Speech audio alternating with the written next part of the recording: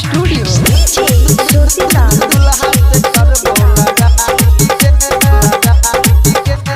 जानो से ज्यादा मनत रही तू बेवफाई गे सुनो जानो से ज्यादा मनत रही तू बेवफाई गे अजहिया बढ़ा दिए तो तोरा दुल्हा से करबो लड़ाई गे जहिया बढ़ा दिए तो तोरा दुल्हा से करबो लड़ाई गे जीते जी कहियो करे न देबौ दोसरा संगे सगाई गे अजहिया बढ़ा दिए तो तोरा दुल्हा से करबो लड़ाई गे जहिया बढ़ा दिए तो तोरा दुल्हा से करबो लड़ाई गे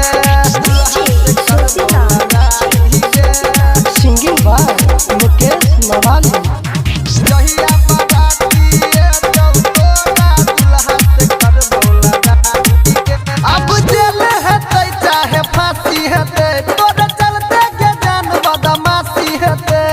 दुल्हा से करबो लड़ाई गे अब जेल हेतै चाहे फांसी हेतै तोरा चलते के जान बदमाशी हेतै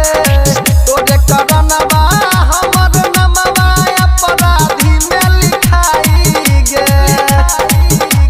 अजहिया बढ़ा दिए तो तोरा दुल्हा से करबो लड़ाई गे